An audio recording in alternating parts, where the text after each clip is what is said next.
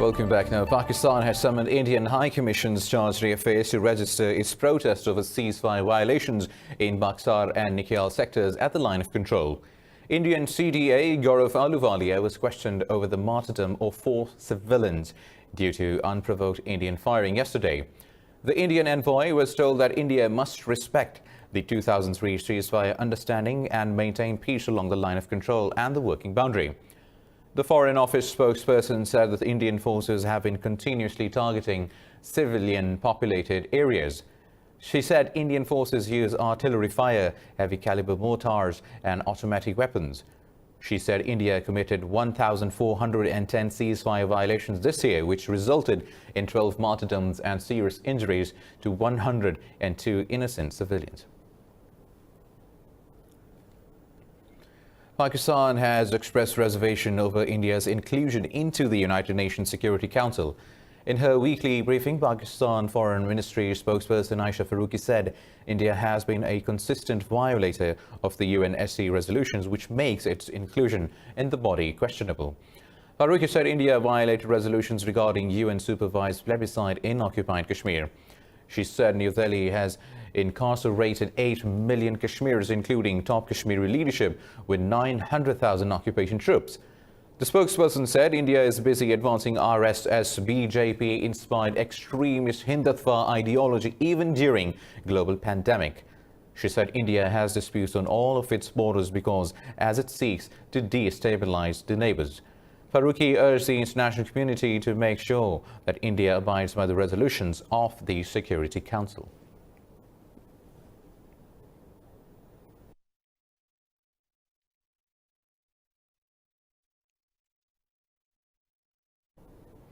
Now, Indian troops have martyred another civilian in Pulwama district of occupied Kashmir.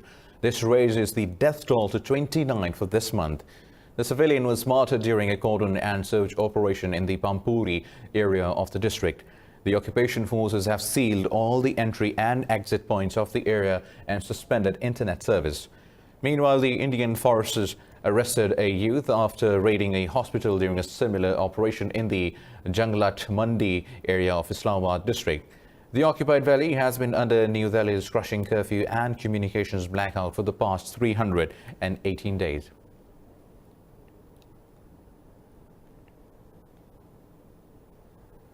Now, Nepal's parliament's upper house has unanimously approved new map to officially declare disputed areas with India as Nepalese territory. The 59-seat House endorsed the new map amendment bill with 57 votes in support, while no one voted against it. In a territorial controversy with India, Nepal published its new map showing Kalapani, Limpiadhura and Lipulakh as its areas. India has rejected the map, saying it was not based on historical facts or evidences. The bill was passed by the lower house of parliament on June 13th. It now required presidential approval. The row over the map began last month after India inaugurated an 80-kilometer road, about 19 kilometers of which passes through the area claimed by Nepal. In Pakistan, 118 more people have died of the new coronavirus in the past 24 hours, raising the death toll to 3,093. The Health Ministry has reported more than 5,300 COVID-19 cases in a day, which brought the total infections to over 160,000. The Health Ministry said over 59,000 people have recovered so far, while there are nearly 98,000 active cases across the country. The ministry said the provinces of Punjab and Sindh have both reported around 60,000 cases so far. Khyber Pakhtunkhwa has nearly 20,000 cases, Balochistan almost 8,800, while the capital Islamabad has reportedly nearly 10,000 cases. Gilgit-Baltistan and Azad Jammu and Kashmir have reported nearly 2,000 cases. Now, Brazil has recorded 1,269 COVID-19 deaths in the past 24 hours, bringing its toll to over 46,500 with nearly 1 million infections. In the US, 755 more people died in a day as the country's death count surged to nearly 118,000 with almost 2.2 million cases. Globally, the COVID-19 death count has crossed 448,000 with over 8.3 million infections. More details in this report. Surge in COVID-19 cases rattle governments around the world. Latin America continues to be in the eye of the storm. Chile has become a global pandemic hotspot with highest number of infections and deaths per million people in the world, while Mexico has reported 770 new deaths and nearly 5,000 cases in a day. In the US, President Donald Trump has ruled out any lockdown in the future despite record high surge of cases in 4 states. New York State Governor Andrew Cuomo says widespread testing is the key to containing the virus. 60,000 tests on one day. No state in the United States is doing that. 60,000 tests across the state. Number who tested positive? Less than 1%. That is the lowest percentage of positive that we have had since we have started, period. The African Union has launched a medical supplies platform after 250,000 confirmed infections and over 6,700 deaths. The online platform is meant to enable all African governments to access critical supplies to combat the novel coronavirus. We have an urgent need for medical supplies, testing equipment, as well as putting up facilities to isolate and quarantine people, laboratories, personal protection equipment, and equipment such as ventilators, thermometers, and others. Meanwhile, as most of the European countries lift lockdown restrictions, Germany has announced to extend a ban on large events until at the end of October. South Korea is struggling with numerous new clusters of infections spouting as the country battles a second wave of the fatal virus. China is ramping up testing as 28 more tested positive, including 24 in Beijing. Well, now in Afghanistan, at least 7 children have been killed when a mortar shell exploded at a religious school in northern Dakhar province. A police spokesman said the incident took place in the old city area of the Ishkmish district at around noon. The spokesman said an investigation has been launched into the incident. He added that initial reports suggest the seminary students were moving the mortar when it exploded. There has been no immediate claim of responsibility for the deadly incident. Earlier this week, the UN declared Afghanistan for the 5th consecutive year as the deadliest country on the planet for children. The Children in Armed Conflict report by the UN said over 3,000 Afghan children were killed in 2019.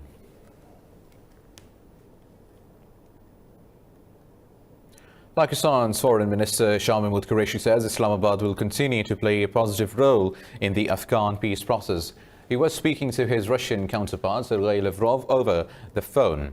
The 2 foreign ministers agreed to maintain close consultations as part of the regional efforts to support the Afghan peace process. Qureshi and Lavrov discussed the need for urgent steps to address the grave situation in occupied Kashmir. Qureshi said India's attitude towards its minorities is condemnable and Pakistan is deeply concerned.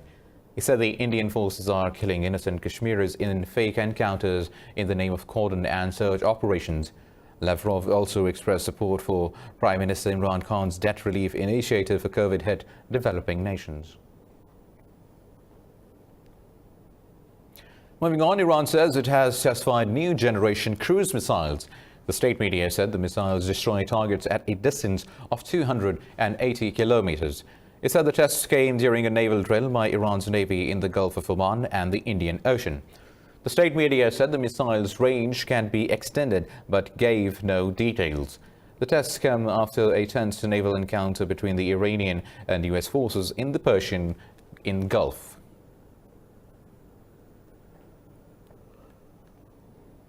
Iran has condemned fresh US sanctions against its ally Syria and said it would expand trade ties, with Damascus.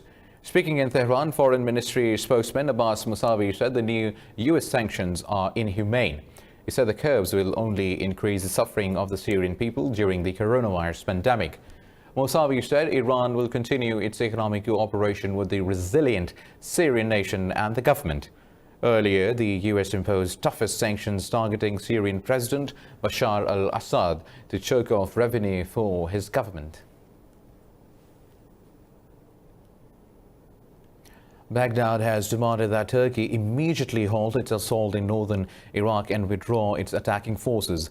Iraq's foreign ministry summoned the Turkish ambassador and handed him a memorandum calling for a halt to such provocative actions. On Wednesday, Turkey launched Operation Claw Tiger against Kurdish rebels in northern Iraq. The military operation was backed by air and artillery support as the conflict continues to escalate. In a tweet, Turkish Defense Ministry said the operation is taking place to eliminate the PKK and other terrorist elements. Turkey claims the PKK, which is blacklisted by the US and EU, is responsible for over 40,000 deaths. US Africa Command has revealed new evidence of active Russian aircraft in Libyan airspace and said it poses a risk for all civilians. In a statement, the AFRICOM head of operations said Russia's involvement in Libya increases the violence and delays a political solution. General Bradford Goering said Moscow continues to push for a strategic foothold on NATO's southern flank. Two images of MiG-29 and Su-24 Russian aircraft flying through Libya were shared by the command. In late May, AFRICOM reported at least 14 MiG-29s and several Su-24s were flown from Russia to Syria. Now, the European Union has strongly urged Israel to refrain from the annexation of any occupied Palestinian territory. Speaking at a European Parliament session, the bloc's foreign policy chief, Joseph Borrell, said the move would be a serious violation of international law.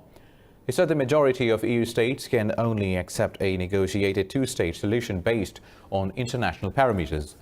Borrell said annexation would have major consequences for the close EU-Israel relationship. Last month, Israeli Prime Minister Benjamin Netanyahu announced that his government would annex the Jordan Valley and all settlement blocks in the West Bank. Meanwhile, in the US, House Democrats are circulating a letter cautioning Israel against annexing parts of the occupied West Bank.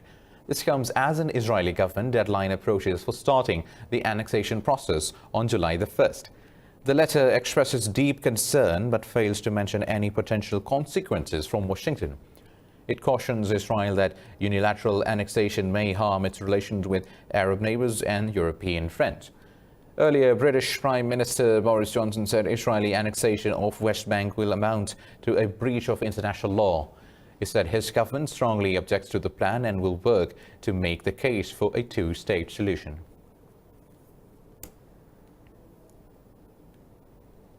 Now, former U.S. National Security Advisor John Bolton says President Trump pleaded with China's President Xi Jinping during a 2019 summit to help him secure re-election. In his new book, Bolton has accused the U.S. president of being driven by political calculations when making national security decisions. Bolton claimed Trump asked Xi to boost imports of American agricultural products to ensure another term in the White House. He said this took place during the last year's G20 summit in Japan. The book also claims that Trump downplayed last year's Hong Kong protests, saying the U.S. has human rights problems too. In response, White House Press Secretary Kayleigh McEnany said publishing classified information is unacceptable. Earlier, the U.S. Justice Department filed a lawsuit seeking to stop the book's publication on the grounds of a non-disclosure agreement in 2018.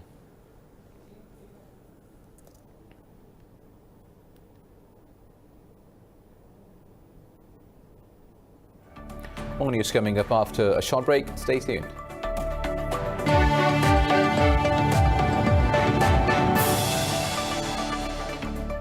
Welcome back now. China says it has no intentions of interfering in the U.S. elections. Foreign Ministry spokesman made the remarks when asked about former U.S. advisor John Bolton's accusations made in an excerpt from his book. In his book, Bolton claimed President Donald Trump pleaded with China's President Xi Jinping during a G20 summit in Japan to help him secure re-election. Earlier today, the U.S. filed an emergency order to block the release of the book. The order claimed that Bolton plans to disseminate classified information as he sees fit in order to profit from his book. The book also claimed that Trump favored dictators and backed Xi's moves in Jiangxing.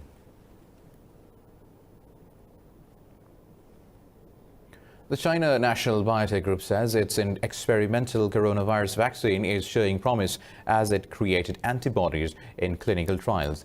It said the vaccine induced high-level antibodies in all inoculated people without serious adverse reaction. The company plans late-stage human trials in foreign countries in a phase 3 trial in Brazil. China has 5 vaccine candidates for COVID-19 in human trials, the most in any country.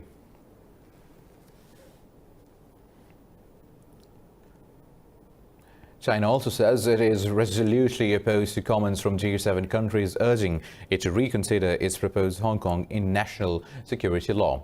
Senior Chinese official Yang Jiechi said this at a high-level meeting with the U.S. Secretary of State Mike Pompeo in Hawaii. Jiechi said that Beijing's determination to introduce the law was unwavering. Earlier, the G7 foreign ministers had called for China to reconsider this decision in a statement. They said they had grave concerns about the law threatening Hong Kong's rights and freedoms.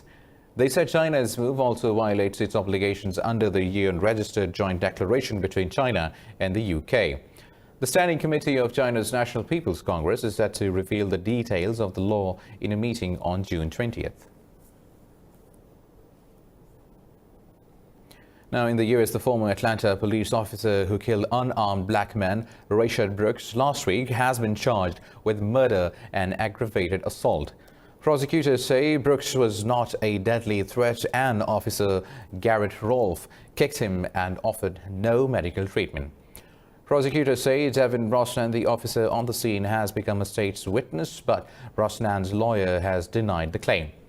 Brosnan also faces 3 charges, while there are 11 charges against Rolfe, who is facing possible life in prison or the death penalty if convicted. In Geneva, the United Nations Human Rights Council backed calls to investigate police brutality and racial discrimination in the United States. In all of these measures, we should go beyond existing recommendations. We need to build on what has worked from the enormous body of work and experience we already have. Time is of the essence. Patience has run out. Black lives matter. Indigenous life matter. The life of people of color matter. All human beings are born equal in dignity and rights, and that is why this council, like my office, stands for. Meanwhile, in the UK, Oxford University has recommended removing a statue of 19th century colonialist Cecil Rhodes from its facade. In a statement, the body of Oriel College says it will launch an independent commission of inquiry. It said the commission will deal with the issue of Rhodes' legacy and improvement in access and attendance of black and minority ethnic students and faculty. Oriel College has been under pressure for several years from the Rhodes Must Fall campaign, which argues the statue glorifies racism and is an insult to black students. Rhodes' statue was removed from the University of Cape Town in South Africa in 2015 after students led the campaign.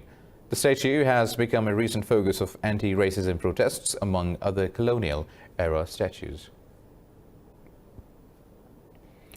The UN says nearly 80 million people worldwide were displaced by the end of 2019, capping a tumultuous decade of forced migration. In a report, UN High Commissioner for Refugees Filippo Grandi said the number was almost double the 41 million refugees recorded in 2010. People fleeing war or persecution in Syria, Venezuela, Afghanistan, South Sudan and Myanmar's Rohingya make the biggest chunk of the refugees. The report said about 73% refugees seek asylum in a neighboring country, contrary to the notion of flooding to the Western nations. Grandi says the numbers are a matter of grave concern.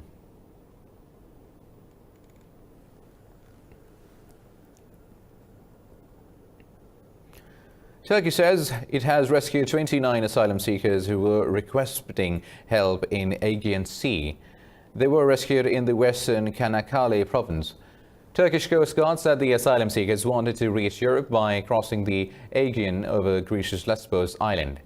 They said the foreign nationals were saved and were taken on board their boat. Turkey has been one of the main routes for the asylum seekers wanting to reach Europe, especially since Syria's 2011 civil war. Now, Malaysia's former Prime Minister Najib Razak has called for an early election to resolve the instability as a democratic nation. The former premier is facing corruption charges. In a video session, Razak said the only choice left is to seek a fresh mandate from voters. Razak said lawmakers must vote twice whenever a bill is brought in the parliament. Led by Prime Minister Muhyiddin Yassin, the coalition government has claimed support of 115 lawmakers in the country's 222-seat parliament. Yassin is country's 8th Prime Minister, and the next elections are due in 2023. New Zealand has further tightened its gun laws in the wake of last year's Christchurch mosque massacre, in which 51 Muslims were killed. Shooter Australian national Brenton Tarrant is yet to be sentenced due to delays in the court system following the pandemic. In a statement, Police Minister Stuart Nash said the new law is designed to stop firearms falling into the wrong hands. He said it spells out for the first time that possessing a firearm is a privilege and limited to responsible license owners. Nash said the legislation is an important step in making New Zealand a safer place after last year's devastating killings. He said other changes include tougher punishments for illegal firearm possession. The tougher gun laws will take effect next week following the passage of a bill through Parliament on Thursday. Now, Canada has failed to secure one of the rotating seats in the United Nations Security Council for a second time. Canada received just 108 votes, 6 fewer than it received in 2010 under the former Conservative government. In a statement, Canada's Prime Minister Justin Trudeau congratulated Norway and Ireland for securing the required two-thirds majority. A total of 128 votes are needed to secure a two-thirds majority, with Norway grabbing 130 votes and Ireland bagging 128 not. Mexico and India were also elected to the body unopposed, but had to secure required two-thirds votes to confirm their election.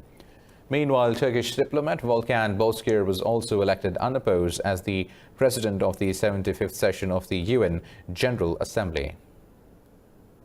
Votes obtained. Number of votes obtained: His Excellency Volkan Bozkır of Turkey, 178. Having obtained the required majority of members present and voting on the greatest number of votes, His Excellency Mr. Volkan Bozkır of Turkey is elected President of General Assembly at the 75th session. Volkan Bozkır of Turkey is elected President of General. In Antarctica, a 68-million-year-old fossil that looks like a deflated football has turned out to be the world's second biggest egg. More details in this report. In the year 2011, scientists from Chile unearthed a massive fossil on the Seymour Island off Antarctica's coast. Initially bewildered by it, they nicknamed it The Thing, after the name of a science fiction film. The fossilized egg, measuring 8 by 11 inches, had no embryonic remains, and the mother's skeleton was not found to identify what animal laid it. It is the second largest egg on record, and one that may have belonged to a huge marine reptile that lived alongside the dinosaurs. Taking the hypothesis that it was a mosasaur, you can perform a study of the relationship that exists between current lizards and the size of their eggs and their adult body size, and you make an estimation of what the size of the mosasaur was. And these estimations say that it was an animal of at least 7 meters long and up to 17 meters long. So it really could have been giant. The fossil challenges the notion that these animals did not lay eggs and gave birth to live young. We started with the hypothesis that it might be perhaps some internal organ or some type of marine reptile. We also thought that it might be some seaweed that somehow rolled up when it was buried. And finally, it became evident that we were going to need a much deeper and more detailed analysis to be able to determine what it was. Mosasaurs and plesiosaurs went extinct at the same time as the dinosaurs after an asteroid struck Earth 66 million years ago. Now, in Pakistan, the chairman of China-Pakistan Economic Corridor Authority, Asim Salim Bajwa, says the multi-billion-dollar project has started a new era of economic progress in the country.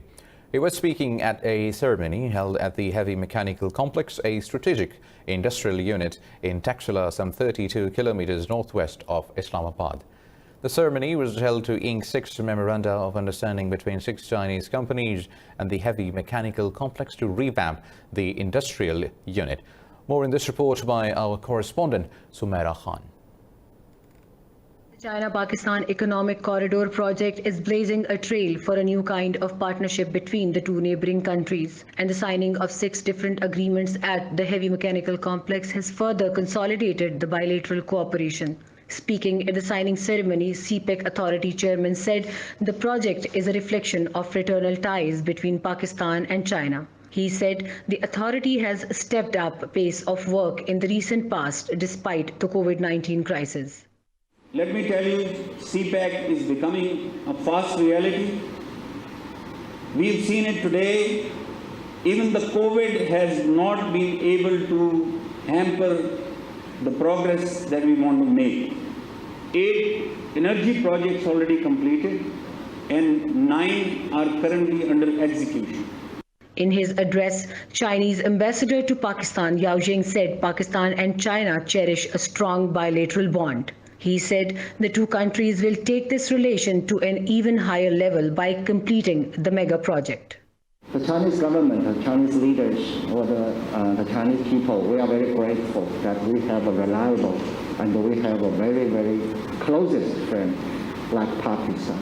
This is a joint project that will be fully supported by our two governments and by our two peoples.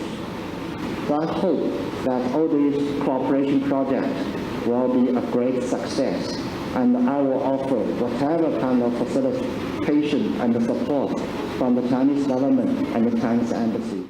Yesterday, CPEC Authority Chairman Asim Salim Bajwa wrote on Twitter that work on the second phase of the project will be launched soon. Both Islamabad and Beijing believe the project linking China's region of Xinjiang to Pakistan's deep sea port of Gwadar will boost regional development. Reporting for Indus News, Sumaira Khan, Taxila.